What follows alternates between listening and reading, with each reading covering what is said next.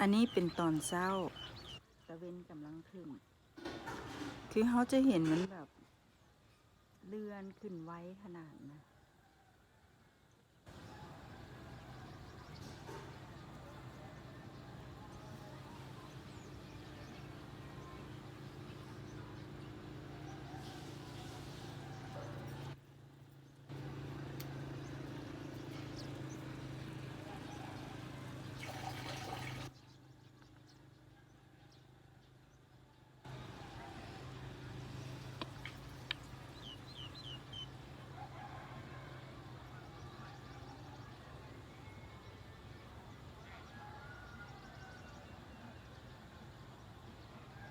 ที่จริงหน่วยตะเวนเป็นหน่วยสีแดงนี่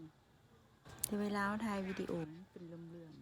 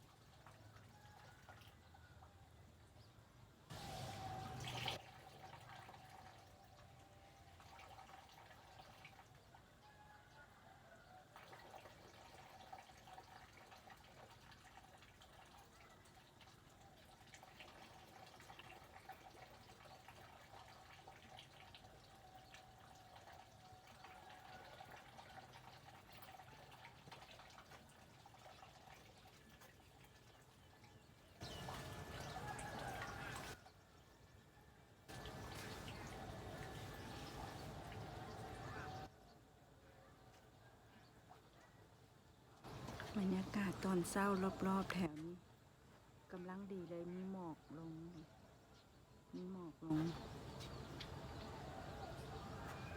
อยู่เฮือนนี่นะก็ซ้ำว่าไปฮอลิเดย์แล้วล่ะอยู่ห้องแถวนี่นะมันดู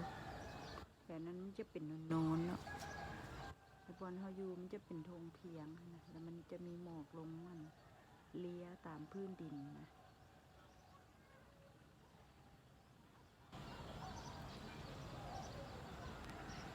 แต่ว่าคนกำลังเริ่มเฮ็ดก่อสร้างเฮือน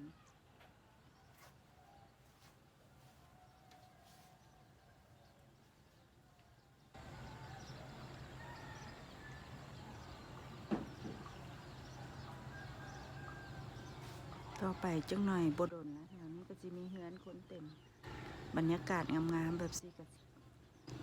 คือสิบ่ได้เห็นอีกละทิวทัศน์ธรรมชาติมันอย่างนะหมอกลงเลี้ยตามดินกลับมาหาตะเวนเฮาคืนตะเวนเฮาเริ่มขึ้นได้สูงละเอาให้เบิ่งบรรยากาศรอบๆข้างนี้อันนี้เฮือนหลังนี้ก็กำลังเฮ็ด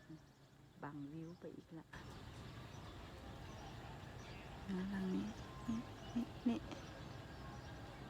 บริเวณรอบๆสถานที่ของเฮาเนาะ